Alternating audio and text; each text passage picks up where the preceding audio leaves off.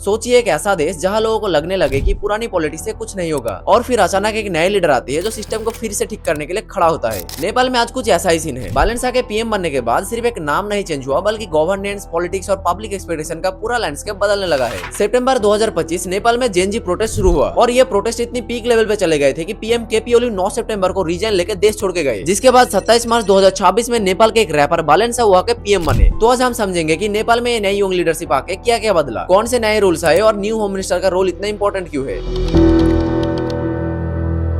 पहले नेपाल की पॉलिटिक्स को समझते हैं। लंबे टाइम तक नेपाल में ट्रेडिशनल पॉलिटिकल पार्टीज का डोमिनेंस रहा, जहां करप्शन, स्लो गवर्नेंस और पब्लिक फ्रस्ट्रेशन एक कॉमन बात थी। लोगों को लगता था कि लीडर सिलेक्शन के बाद प्रोमिसेस भूल जाते हैं और ग्राउंड लेवल पर रियल चेंज बहुत कम होते हैं। इसी बैकअप में बालेंसा एक राइज सिंबल बना, एक ऐसा फेस जो ट्रेडिशनल सिस्टम से बिल्कुल अलग था।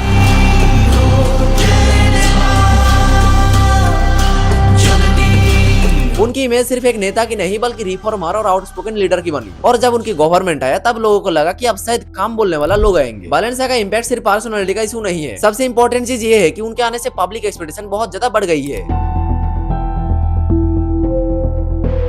अब आते हैं रियल चेंजेस पर।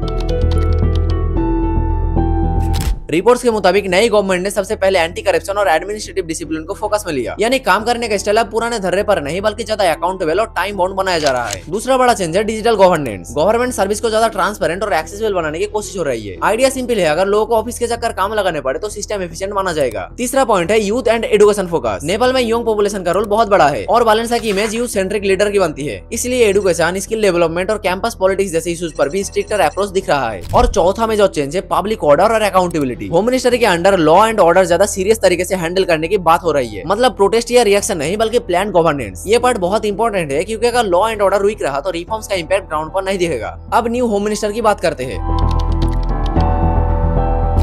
होम मिनिस्टर का रोल सिर्फ पुलिस या सिक्योरिटी तक लिमिटेड नहीं होता, उनके पास public safety, internal stability, protest management और एडमिनिस्ट्रेटिव कोऑर्डिनेशन का बहुत बड़ा रिस्पांसिबिलिटी होता है। अगर नए होम मिनिस्टर स्ट्रॉन्ग है तो करप्शन, इलीगल एक्टिविटीज और ब्यूरोक्रेटिक डिले पर कंट्रोल ला सकती है, और अगर वो रिफॉर्म माइंडेड है तो पुलिस सिस्टम, इंटरनल सिक्योरिटी और सिटीजन फ्रेंडली गवर्नेंस में इंप्रूवमेंट हो सकता है। लेकिन यहाँ एक चैलेंज भी है, सिर्फ स्ट्रॉन्ग डिसीजन से काम नहीं चलेगा, उन्हें फेयर भी दिखाना होगा। अगर लोगों को लगे कि रूल सिलेक्टिव तरीके से लग रहा है तो पब्लिक ट्रस्ट कम हो सकता है, इसलिए होम मिनिस्टर का बैलेंस सबसे इंपॉर्टेंट है।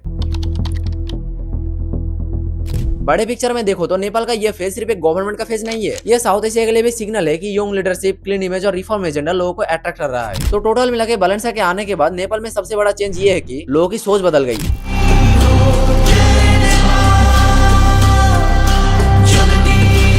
अब एक्सपेक्टेशन हाई है, प्रेशर हाई है और स्क्रूटनी भी हाई है। आगे देखना ये है कि क्या ये नई लीडरशिप सच में नेपाल को न्यू डायरेक्शन दे पाती है या नहीं। आपका क्या मानना है, क्या नेपाल में रियल चेंज स्टार्ट हो चुका है या अभी सिर्फ बिगिनिंग है। बाय द वे, वीडियो अच्छी लगी तो एक लाइक जरूर कर देना और ऐसे हटके कंटेंट के लिए सब्सक्राइब कर लेना। यदि ये वीडियो आप फेसबुक से देख रही है तो फॉलो कर लेना। मिलते हैं अगले वीडियो में, तब तक के लिए बाय।